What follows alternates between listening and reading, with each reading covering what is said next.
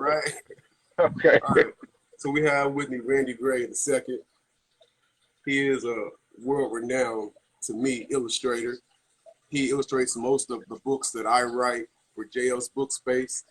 So tell me a little bit about yourself, Randy, and about the art that you create. Um, well, I have been drawing all of my life. I love art, cartoons, comics since I was an itty bitty kid. People always ask me, "How long you been drawing?" I don't even remember when I started. I can't remember when I wasn't. Went to school for art, went to college, spent a long time trying to get into comic books and comic strips, and I've always loved animation. I spent a long time trying to get into all these different industries, and then I just started to just make art for myself, what I liked, and then just eventually things just kind of this person who knew this person, the things just kind of started happening on their own with me kind of fumbling around. Okay. So yeah. All right. Well, I love the way you use your artistry to create the characters. So tell me a little bit about who your biggest influences are when it comes to art. Oh my goodness. My biggest influence was probably just animation, Disney animation. There, as far as illustration and artworks, the probably the earliest influence for me that I can remember when I was like in elementary school, I remember being read a Chris Van Allsburg story in library class, and that got me into like illustrating books because I was just so blown away by this guy's artwork. Okay. Because I was always the kid who draws, in every class growing up. But right now, I'm into a lot of like concept work for like animated movies. Like I like to get those art of books, so, like art of this movie, that movie, Pixar. Those concept artists, the people who come up with the way the characters look, those are my biggest influence on the way that I like that. That's what I look at and say, okay, I wanna try to get to that. Okay. I totally understand. So tell me about Yeah. what your ultimate goal is as an artist. My ultimate goal is to make an impact or come up with a story or a piece. And this is not just one piece or one story, but just to be able to influence people, to tell stories that inspire people and influence people to to change, to do things better, to be better, and hopefully inspire other younger artists to make art as well. That's like my ultimate goal. All right. Great. Great. And if you could collaborate with one person, any artist, it doesn't have to be in your exact field, who would that be? Um, I would say that I would like to collaborate with um, someone with uh, the first thing that comes to my honestly, the first thing that comes to my mind is Disney. I mean, it sounds so cliche, but it just had such a huge impact on me growing up. But unfortunately, now things are different. But when I was younger, I didn't really see a lot of people that looked like me there. Right. Totally. It wasn't until I got older, yeah. So I was always like, I want to be the one, the guy, you know.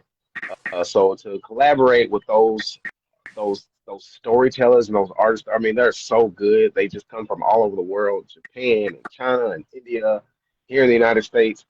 To just be a part of that, to learn from them and just to sit with them and work alongside them, I know that I would uh, enjoy it and get better. So honestly, that's I wish I had a more a cool answer, but that's honestly that's the first thing that comes to my mind.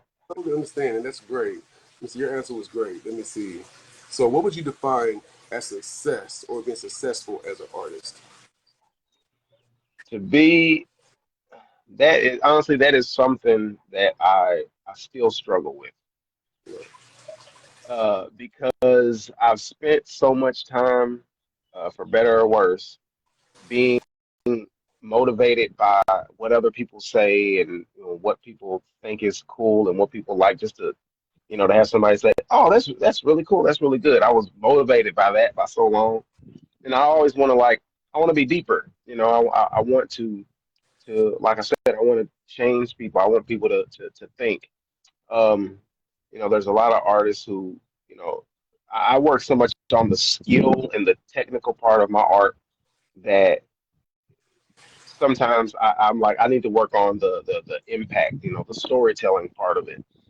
Um, so now I didn't ramble so long and got lost track of the darn question. Um, but success, I think, was being able to, like I said, when people, if someone, if it, however it gets back to me, if it's directly or through some sort of way, I know that the work that I've done has impacted someone and made them want to be an artist or made them want to do something different or better. You know, I And want to be impactful. the books that I write, and a lot of people love the illustrations, the books that I write and use most illustrations. So I definitely impacting people. So I thank you for that, and I'm happy that you did that and did this for me today as well.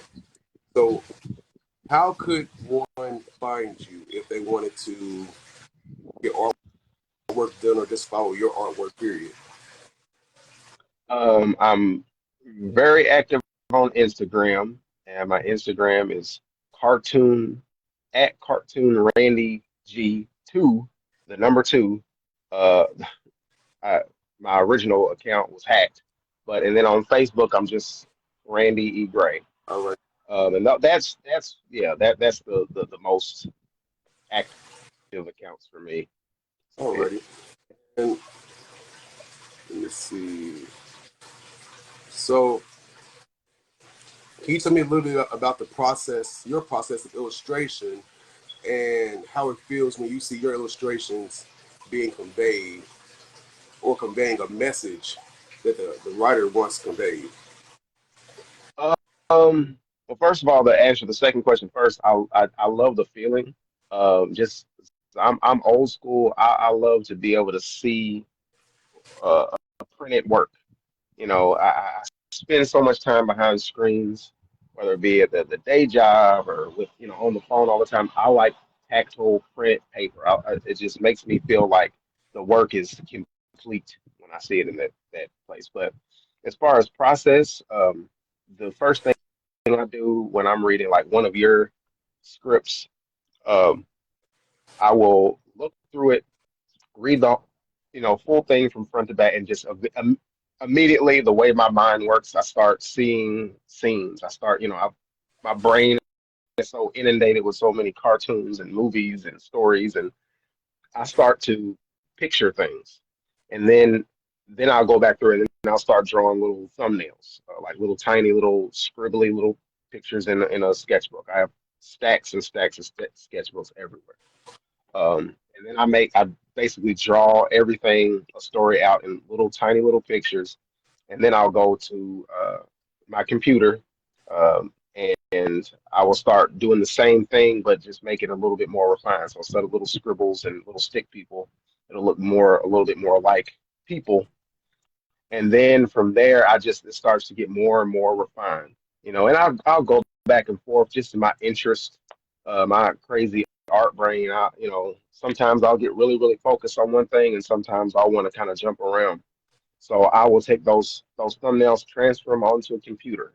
I have the equipment that will allow me to draw right on the computer screen of a tablet, and then I will draw everything out loose, like in a color, like in a color, and then I will reduce the uh, opacity, where it's like just I'll see the faint colored lines, and then I'll go back over it, and then making it tight, kind of go through, make sure everything looks clean, and then I'll color it. So it's the technical process, pretty much, from start to finish. All right. Sounds great. I love the way you come up with that and how you do that process. It's working well for my books. I give you my books and give you all total creative control. I just write the books and give you. So I love the way you work in your process. So lastly, I'm gonna give you a few questions. Well, I'm gonna give you one question. It is to what would you say to someone to inspire that is wanting to go into your field of art? Um, I would say, and I work with a lot of kids doing workshops and summer camps and stuff all the time. So what I tell them is one, draw all the time. If you want to do this for a living or you want this to be your field, just like any other skill, basketball, uh, martial arts or whatever, you need to do a little bit all the time. And then also don't spend too much time comparing yourself to the end result of years and years of work. Um, that is such a slippery slope. And, you know, I still struggle with it to this day. But look at how long other people have been making art. Think about that, and don't compare what your art is at 2 years to what another artist's work is at 30 years. You know, and and don't get too caught up in comparison. Just have a goal, see what just have a goal as what you want to accomplish, and then just work on it all the time to get to that goal. Let yourself be inspired by other artists, but don't waste time comparing yourself to other artists because that will just you'll get frustrated and it'll just get in the way. So that's my main piece of advice. All right. Well, that's some great advice, and hopefully everyone will listen, take that in. Um, don't compare yourself to others who have been doing it longer. Compare yourself to yourself. So I understand that's a great tool for someone to be able to use to further their own career. So I do thank you for that. And again, I thank you for joining the live today and coming on here. Like I said, you are my world-renowned illustrator. You do the most of my illustration for my books, and I thank you for that as well. And I thank you. All right, Randy. So I'll see you later, and you have a great one. And I will be in touch with you because I got some more books coming up real soon. All right, man. Thank you. Take care. You as well. All right.